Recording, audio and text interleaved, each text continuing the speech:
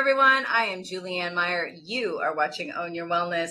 And today's show is the show that almost didn't make it. It has been a hassle and a half. And I am so glad that finally, I get to speak with my new friend, Danielle. She is truly a remarkable soul. We actually just had the opportunity to meet in person in real life this last weekend. So, it's been a wonderful experience to meet her in real life, to finally have this conversation, to bring her wealth of wisdom, her knowledge to all of you, because she has such an amazing story, and she could definitely help you live a more happy, healthy life in so many different ways. So without further ado, I would love to introduce to our stage, to our audience, Danielle Dupret. Welcome. Hello. Yeah, it was so nice meeting you in person a couple of days ago, and thank you for having me on your show. Thank you for being here, and thank you for your patience. For those that are watching, we had technical difficulties. I was sick, you name it, and she hung in there like a trooper, and here we are. So I just want to dive right into the conversation. I know a bit about you, but some of our audience may not, and I would love for you to share a bit about your journey, your story, and how you became who you are today. Well, let's start with my accents because I noticed that people don't listen to what I have to say until they figure out where is she from. So, I'm from the French part of Switzerland. I grew up there. I was born there and spent my first 24 years in Switzerland. But I traveled through India, and that's where I practice English. And that's why my accent is not quite French. No, it's not Ukrainian either. It's a mixture of French and Indian. So no idea why it combined, but that's the way it is. I So love that. yeah, usually my workshop, that's what I start with because, eventually the question comes up, where are you from? So what else? Now that we've got that settled, because you're Yes, right, that's an people won't important listen. thing. They'll be like, "What is that?" So it seems I felt a calling to help people to alleviate suffering when I watched a documentary when I was 10 years old of doctors that were missionary in Africa, and they were doing some amazing things. So I decided I wanted to be a doctor, but my parents could not afford the lengthy study. I wanted to be a neurosurgeon. And it's years and years of training. And in Switzerland, we don't have the same type of possibilities to become doctors with financial help. So I went into psychology. But at 15, I was diagnosed with skin cancer, had surgery every 6 months. Wow. And then the institute that was studying psychology was in Paris, and they were also teaching about nutrition. So they suggested maybe, check out nutrition, and I did. And I bought my first juicer when I was 18 years old, did a deep cleanse, and that did it for me. I think that was a lot of the toxins. I grew up with a lot of antibiotics, and I guess it was coming up one way or another. And cancer is a very tricky thing. Sometimes you can change one thing and the cancer goes away. Sometimes you have to change 98% of your life. So you need to stay alive until that's settled.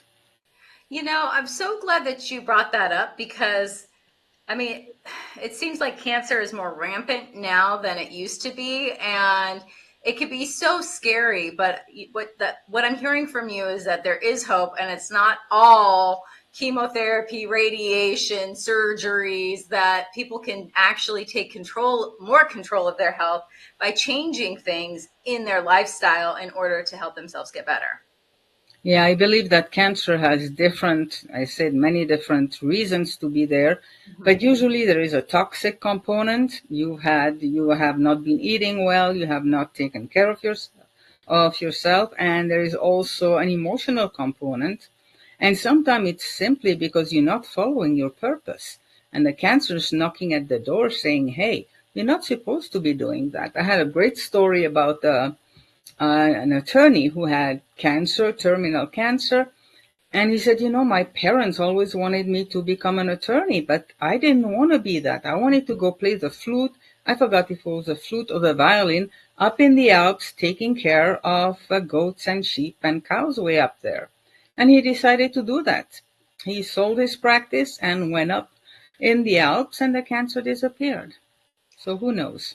Exactly. I often say, I wonder how many people have cancer and cured themselves without ever finding out that they had cancer. Apparently, we all have cancer cells, but Yeah. the immune system takes care of it. Hmm. And sometimes, you don't have cancer from one day to another. You have warning signals, and Yeah. it warns you, and then it warns you and gets louder and louder. You don't pay attention. All of a sudden, you get the big C diagnostic, and then you panic. But Exactly. I read somewhere, and there's so many stories. I love that you bring up this idea of not following your purpose because one lady that I know of who cured her own cancer was she watched comedy movies. So she just laughed and laughed and laughed and was so much more happy and joyful, and it went away. yeah, I heard about that too. And that's what I did when my kids got sick, which was not very often. But we put some great movie, some fun movie for kids, and they laughed themselves to being well again. Exactly. There's definitely a psychology to that. And, what are we feeding our minds? What are we feeding our souls? It's not just what we feed our bodies. And I think that, if you speak to a therapist, the first thing they'll say if you're depressed is, well, stop watching the news, go on a news fast. That's that's one of the first things to do. Absolutely.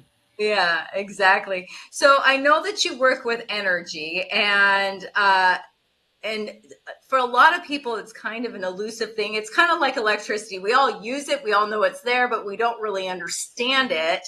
And I'm curious how you sort of morphed into from I mean, psychology, nutrition, and now it's like, and not saying that you don't do those or deal with those, work with those modalities at all. I'm just saying that now there's like the energy component. What's the story? Like, how did you go from, studies, from typical studies, to this? I'm not even sure how it started.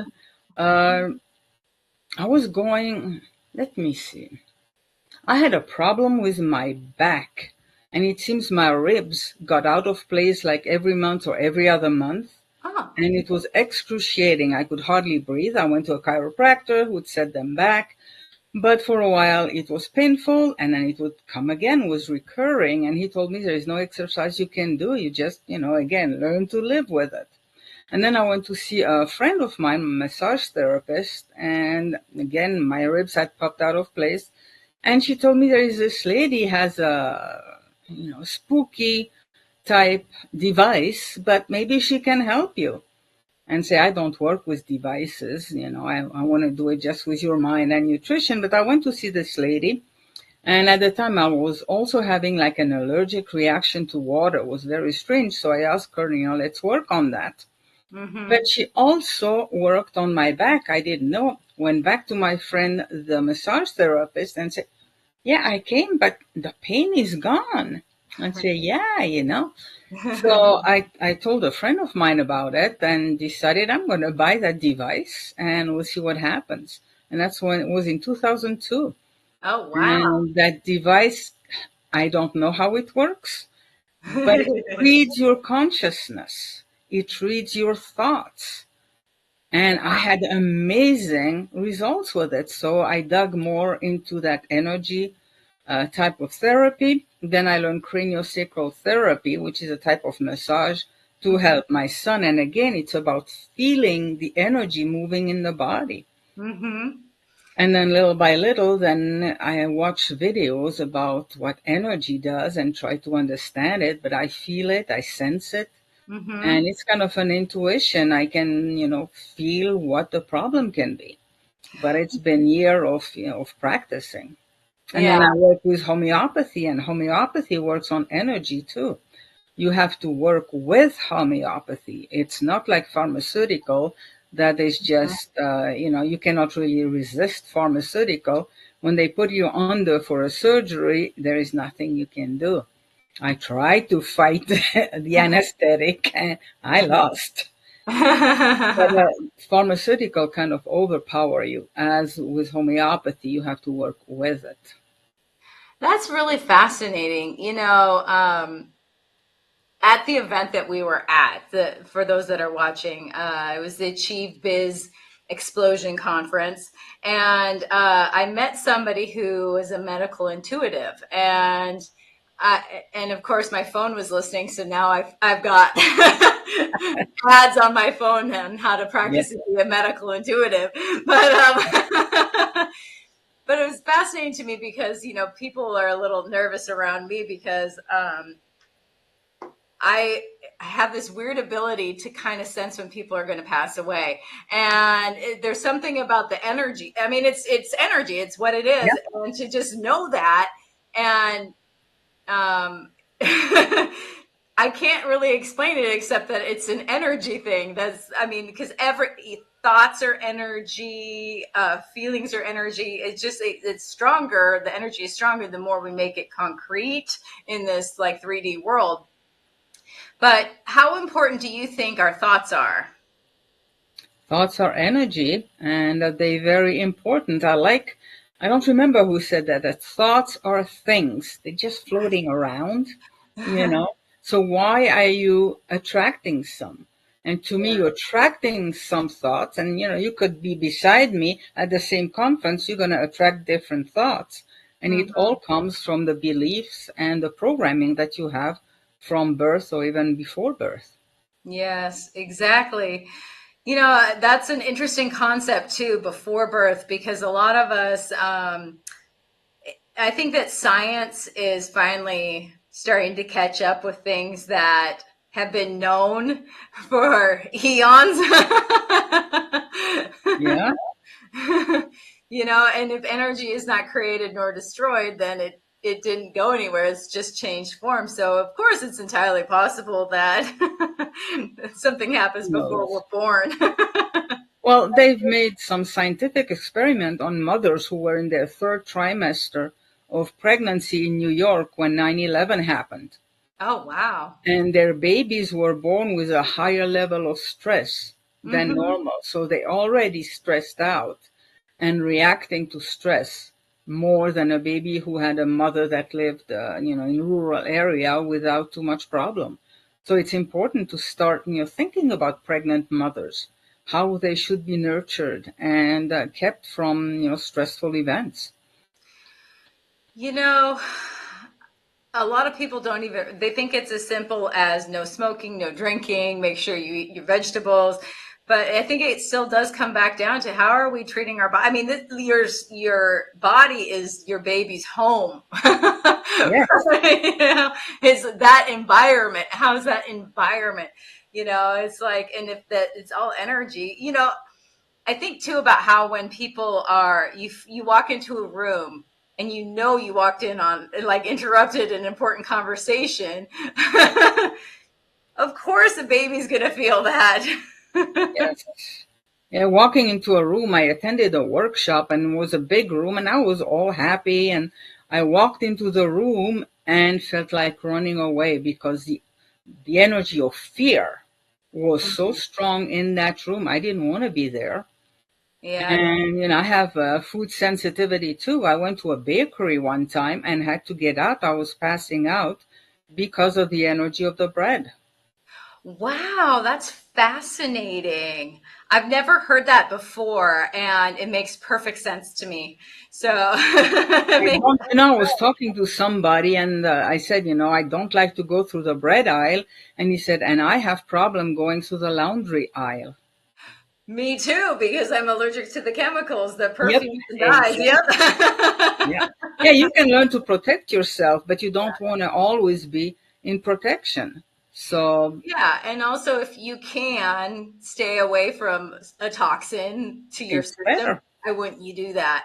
I never thought about it like that. That makes so much more sense to me, and why maybe it's not a good idea for me to go down the candy aisle. Yeah.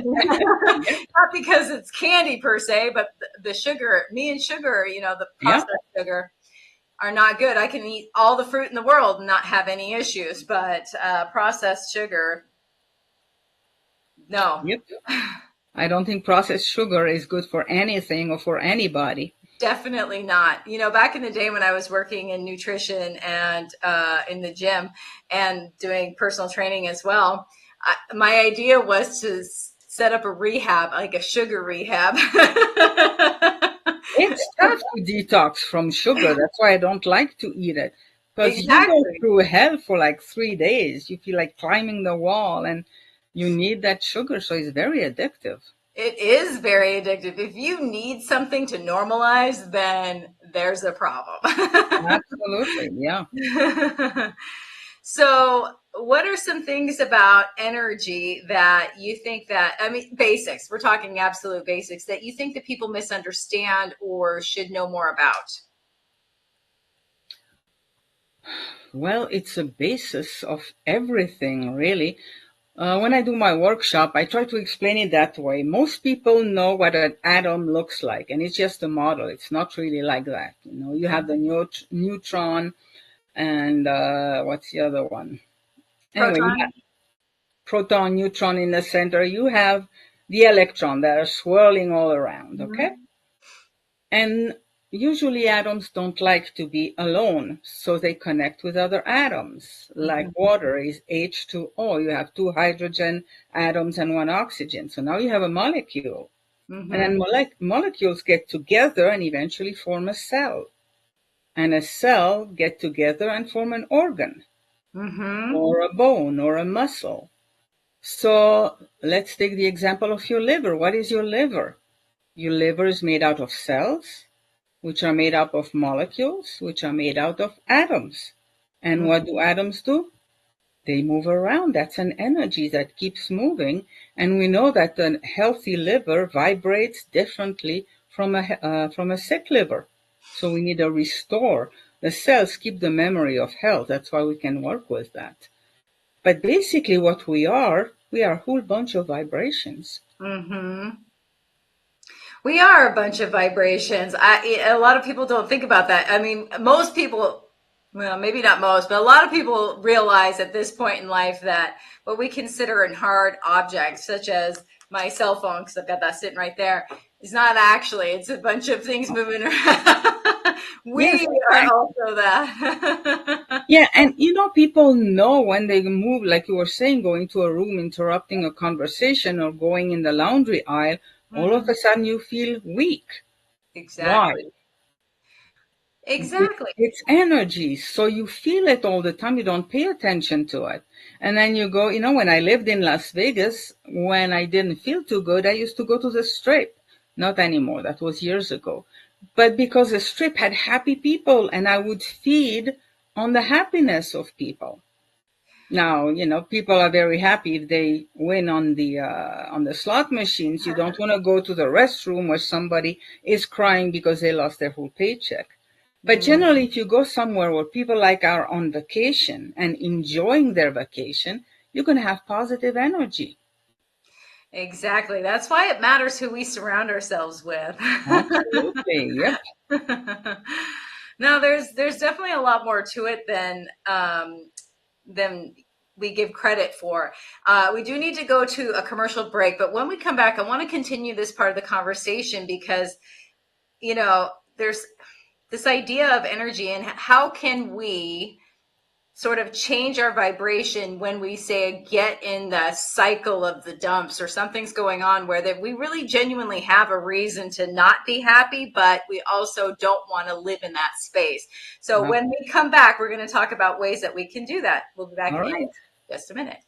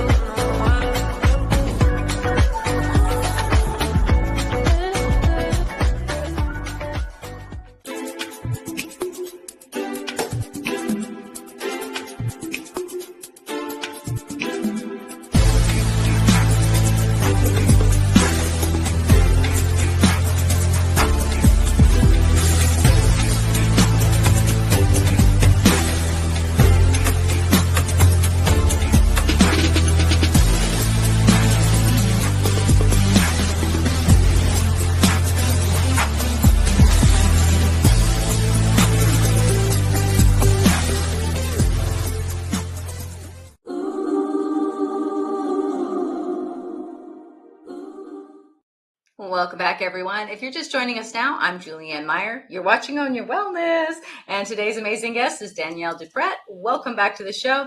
So excited to have you here today. I just love talking about all things energy because it is the basis. It is the basis for absolutely everything.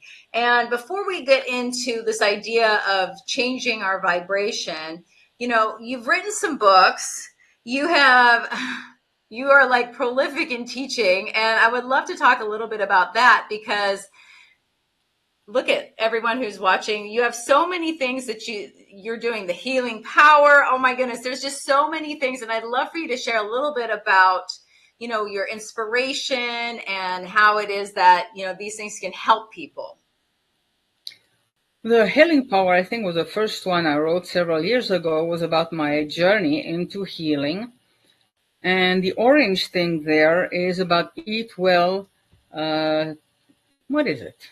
Eat well, feel well, or eat well, live well with energy, vitality, and focus. And it is not about a diet. It's about understanding the energy of food. I explained the energy of food, and some food has more or less energy. For instance, if you cook your food, it loses some of the energy, and organic food has more energy than just commercial food. And supplements also, if it's a whole food supplement, it has much more energy than the synthetic vitamins that don't do really much for our bodies. Then I did the CD, helping people to relax, go inside, and learn to feel the magic within themselves. And then when I work with people one-on-one, I go find the wisdom within them. The premise is that you know why you have a challenge, when it came, why, and especially what to do about it. So I'm pulling that information from your inner wisdom. And then the freedom mastery, it's a lot about the tapping techniques, because I have so many clients telling me, oh yeah, the tapping, I watch YouTube video, it doesn't work. I downloaded the book, it doesn't work. And yes, it's one of the techniques that works the best if you use it properly. I started studying when I was 15 years old. Psychology at the time was basically being on a psychologist couch, a psychoanalyst couch, week after week for months and years. And then maybe you got an idea why you have a problem. It doesn't solve it, you just know why. And now, oftentimes in 1 hour, we can get rid of the problem. And we know that the talk therapy, some people like to talk about their problems, but if you talk about it, it just constantly make like a highway in your brain. And what you want to do is just cut off that highway, that mental, those neurons that work together, and stop that and reroute it so that trauma goes away. And it can often be done in one session. It's pretty amazing what we're coming up with. That is amazing. And, that's like the perfect segue to my question because, we were talking before the commercial break about how you might have a reason. You might have a very legitimate reason. Your life could be crumbling down around you, but that does not mean that you want to be crumbling down with your life. And I'm not saying there isn't value in feeling your feelings or in ignoring them. I'm not advocating ignoring your feelings, but there are ways that you can work through them and let them go. And I'm curious, what are some techniques that you've used in order to help either yourself or clients with that? I mean, tapping, I'm assuming, is one of the number one. Yeah, my other book there on PTSD, Yes, You Can Recover. One of the first thing I did after an enormous trauma was to dance Argentine tango. People don't realize Argentine tango is one of the best way to help yourself with PTSD and Parkinson's. Really? Yep. Why Parkinson's? I don't know, but they've done study on PTSD and Parkinson's and Argentine tango. You have to focus. It's not that simple to learn it. There's a lot of focus, and it does help these two things. You can go to a health food store and get some of the bacho back flowers. That Mhm. can help yourself. My mom had a tendency to be anxious, and she's just taking those little candy for anxiety called acute rescue, and what? And you can just check their flyer and get the batch flower to help you. And it's not like you have to do anything. Sometimes you just so down you can't do anything. Mhm. But taking those little pills and put them under your tongue or some drops, it's amazing how they help. And you can do that. That gets you up again. You can do Qigong, you can do Tai Chi, yes, the tapping techniques. When you have a thought that doesn't want to leave you, one of the techniques you can do is take a bottle or your phone and pass it on from one side to the other. And a lot of people are thinking, I have such a great trauma and this Yeah. stupid technique's not going to help me. But what it does, it's getting the blood flowing and dissipating the thought that doesn't want to leave you. Wow. So simple. And I have, dozens of techniques like that. And yeah, people think, it has to be complicated because my trauma was so horrible. It's going to take me months or years at a therapist. No, it doesn't have to, but you have to apply these techniques. Yeah, absolutely. I think that we overcomplicate for sure. We overcomplicate things and it seems like, oh, that's too easy. That would never work. But most of the time, it really is that easy. We just, first of all, you can't make as much money with passing a bottle back and forth. No. Yeah. So, I think that this idea of taking the path of least resistance is And really I think helpful. awareness, become aware of your thoughts. Yeah. I give that example that happened to me when I was in Las Vegas. I had my 15-year-old daughter.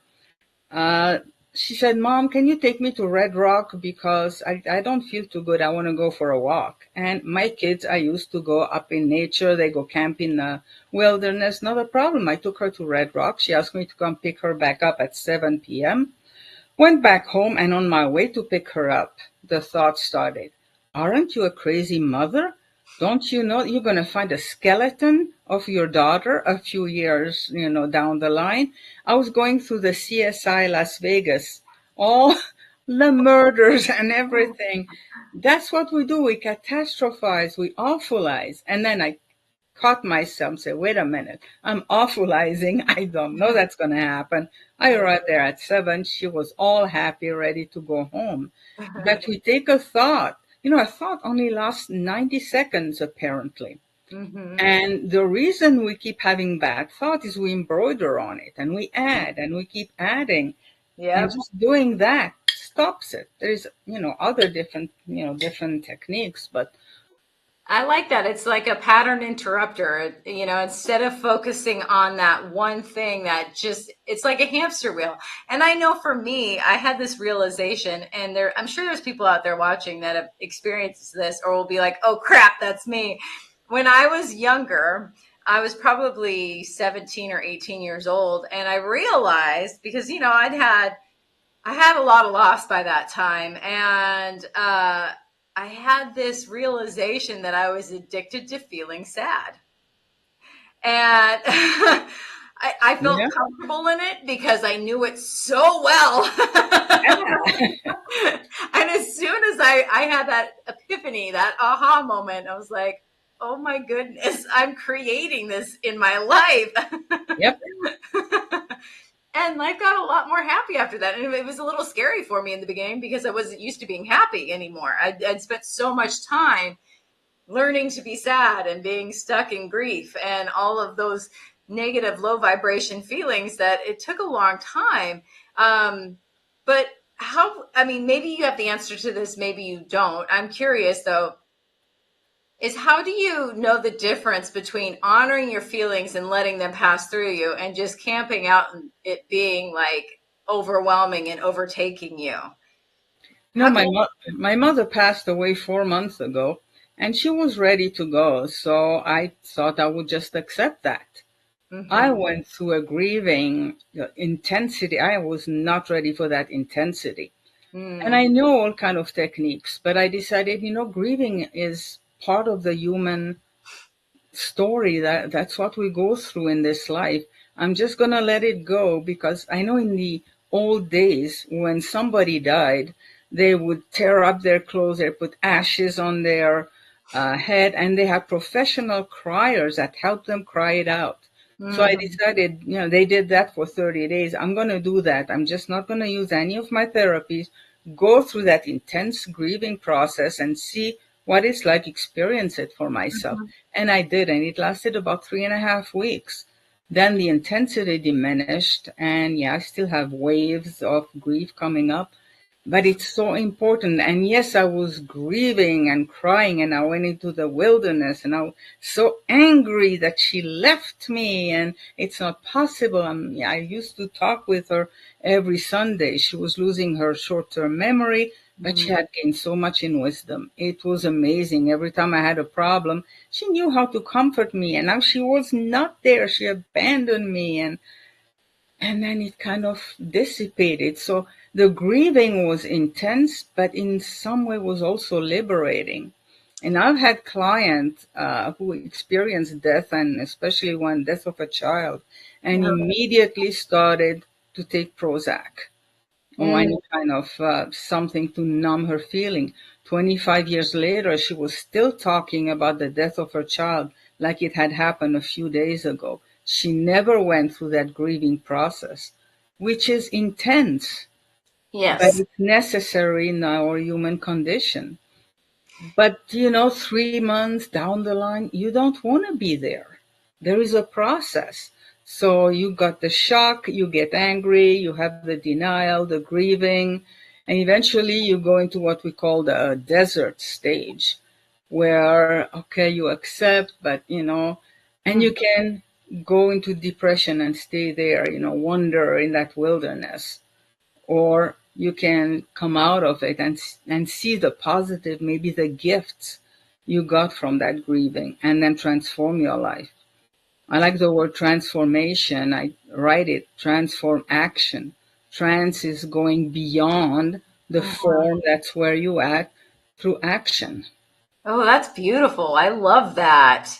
I love that. And I love that you shared this idea of actually feeling your feelings because I think a lot of people, myself included, it's so scary to Yeah. allow that intensity. It's like, will it even pass? And to go there, but it really is the way through.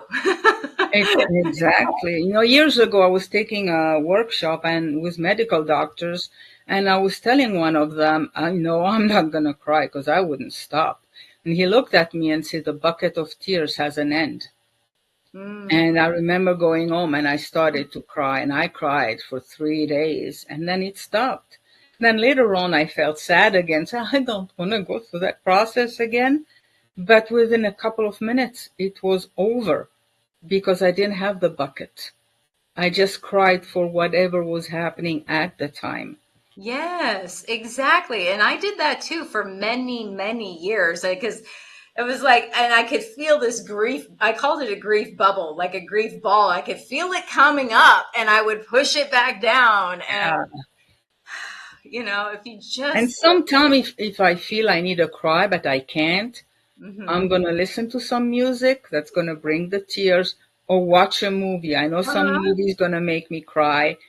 And you exactly. need to liberate these tears because they Yes. contain chemicals that will affect you physically if you don't cry them out. It's definitely a release too, and I don't think a lot of people realize this, but if you let the tears dry on your cheeks, there's something in them that makes you sleepy.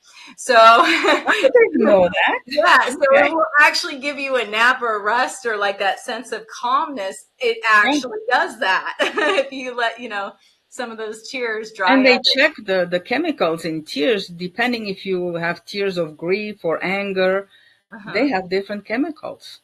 Oh, 100%. And I mean, I actually I didn't know that, but to me that's just so obvious now that you say it. Because how I mean, I just think about even water. Oh, that reminds me. There was something I wanted to touch on. Um, when you said you had developed like an allergy to water. You're mostly water. So I'm wondering, was there some sort of thoughts that maybe perpetuated that or Was there, I mean, how were you able to move through that in your life? Well, that was with that device that I mentioned earlier. For some reason, I didn't have to do past life or whatever, but Mhm. it was something that was held in my consciousness. Wow. So you don't necessarily know how it worked, it just worked. It just work, yeah. And people, talk about past life. I like also to talk about genetic programming. Mm. And I used to do some exchange with a woman who was really into past life. It was a lot of fun to do it. I didn't believe in that until a client of mine who could not lose weight, she had done everything diet wise, exercise wise, didn't work. Hmm. And we did a session of what we call interactive guided imagery. Just let's see where that leads us. She went back like 3 centuries ago. She was in Europe with her family, and they were going to come to America with a boat. And she was starving for like the 6 weeks they were going across the Atlantic Ocean. And Mm. apparently, that feeling of starvation was still in her DNA. Once we dealt with that, then she was able to lose her weight. Wow, that is absolutely fascinating. And, for those that are watching that aren't aware, we do. I mean, there's actual proof about how we pass down generations like pain and trauma. So sometimes I don't know about you, Danielle, but sometimes I've had thoughts, feelings, emotions that aren't mine. And I am Yes. so aware that they are not mine, but I'm experiencing them. I tell people, if your great grandmother had fits of anger and she didn't deal with it, all Mhm. of a sudden you can have a fit of anger. You have no clue where it comes from. Exactly, exactly. So we do need to go to one more commercial break, but when we come back, we're going to talk a little bit more about this. I think it's really fascinating how science is finally catching up to the things that we've been talking about that are a little more Eastern or woo woo. It's not actually. Yeah, I say it's woo-woo stuff, but I learned them from medical doctors who were seeking different answers. Exactly, exactly. And we're going to talk a little bit more about maybe trying some of these things because I think that we sell ourselves short if we're not open to other possibilities that are a little less invasive. So we're going to talk about that when we come back. We'll be back All in right. just a minute.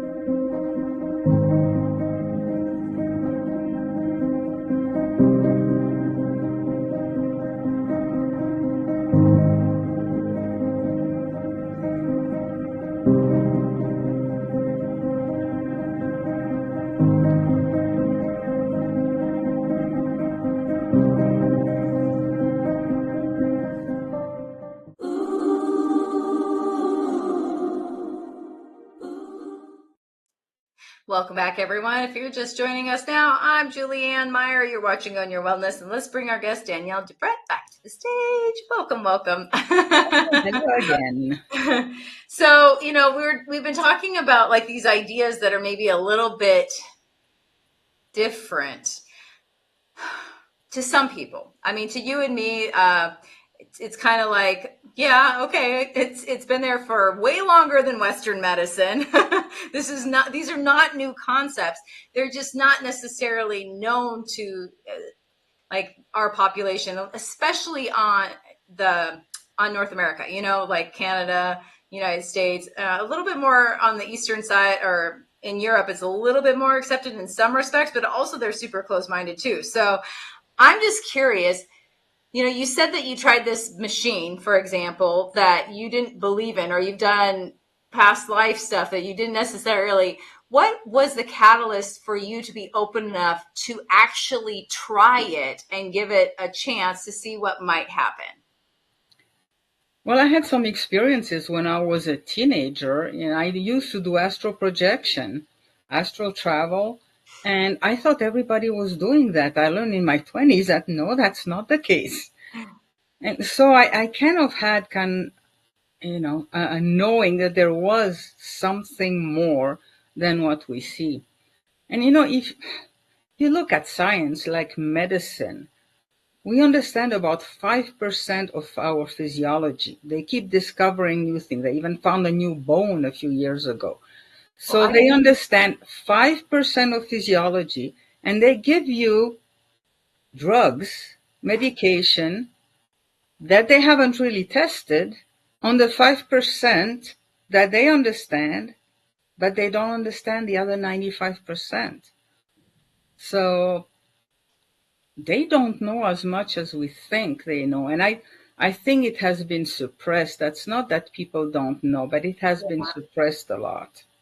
I think that that's a good distinction to make, because there are a lot of things we are not told, or even, just like the idea of the food pyramid that was paid for by the dairy industry. Of course, dairy was like one of the things you're supposed to. When we find out that most people have a sensitivity, an allergy to like cow's milk, for example.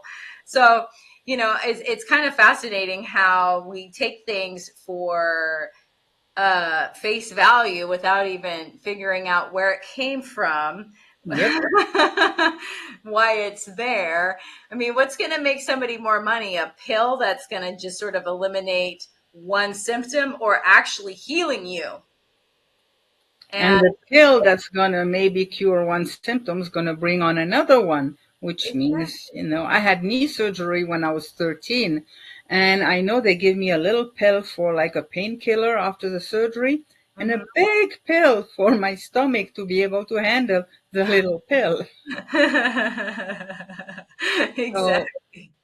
I mean, I'm not against the pharmaceutical because sometimes we need it, but I think it's way overused. It's great when you have a broken leg, you go to the hospital, they mend you, they give you painkiller, but it's a chronic disease that we don't really understand, or that the medical does not understand. Just try this pill, try that pill, try this, try that. But maybe we need to get to the source about why you have that. Exactly. And to me, it's very fascinating how we take for granted, or we take whoever, the white coat, for example, whoever's wearing the white coat, they must know more than we do. Meanwhile, we live inside our bodies, and we will listen to somebody outside of us who doesn't live in here, isn't experiencing, and Yeah. probably isn't even listening to what we're telling them, because they don't necessarily have the time. It's the way the medical model is set up, especially in the United States. But why are we listening to them over our own intuition and our own knowingness? And so I've Because always we've found that been interesting. programmed. We've been programmed like that. When can you miss school or work? Yeah. When you have a medical prescriptions, you have to be sick. You cannot tell your boss, hey, I don't feel well. I think I'm going to take a wellness day and recover. That Yeah. doesn't fly. No, So it from doesn't. childhood, from going to school, and isn't it easier to tell somebody, I have a headache, I'm not going to come to the party, instead of saying, your party sucks, I don't want to come. I'm saying, nah, I have a headache. I've noticed that I've been guilty of doing that. I've gotten way better at it, because um, it kind of saves, like, I've even practiced saying, I just don't feel like going. And most people don't let that go. Yeah, yeah. Oh, yeah. Convince me, or or if I say I don't drink, oh, just one. Yeah, I don't drink. Say, why? I remember I was 16 years old and somebody offered me a cigarette and say I don't like it. And she asked me, well, did you ever smoke? Say, no. Say, well, how do you know you don't like it? Say, okay, give me the cigarette. I took 2 puffs, say I don't like it. Now I have the experience. Exactly. Well, it's just interesting because it goes back down to that programming that you were just mentioning. Is we just take things for granted. I'm so guilty of it, and I'm definitely more aware than a lot of people, but because I practice, it's Yeah. taken a And long time. first comes awareness. You're Hmm. aware that something may not be right. Then comes willingness. Are you willing to do something about it, or are you just going to live like that? Yeah, And a lot of time, I think people just don't know there is something they can do. And that's when I come in with the tools, techniques, and strategies. Then you have to take action, and then you have success. So absolutely. awareness, willingness, tools and techniques, action leads to results and success. Yeah, yeah, exactly. So, we've talked a little bit about some of your offerings like books, but we didn't really touch on coaching. What does that look like with you? I know you've sort of touched on it through a few different comments that you've made, but there's people out there that are watching that are like, "Oh my gosh, she's the answer I've been looking for." And I want to know more. So I would really love to share a little bit more about that because I think we'd be doing a disservice if we didn't talk about that. I like to know what the problem is first. So we have a conversation, can last 20 minutes, even an hour, to see where you at and for me to feel whether I can help you or not. And then I usually get a sense of how many sessions it will take. Then we make appointments, and I have so many different techniques. I've been in the field since I was 15 years old, learning different techniques. So my favorite one is interactive guided imagery. One I really like, and it's kind of a woo-woo thing that works amazingly well, is we imagine going into an alternate reality, an alternate universe where it's already resolved. Mm, And we dialogue with that part, that alter ego that has resolved that. And yeah. I like to dialogue with challenges. I dialogue with tumors. I dialogue with your immune system. Again, the wisdom is inside of you. It's in subconsciously, what you have and you know what to do. And my job is to pull it out, and it doesn't take very long. If you are willing to really get rid of whatever problem or challenge or, even business challenges. I started working with medical doctor in 95. They took care of the disease and I took care of the emotions.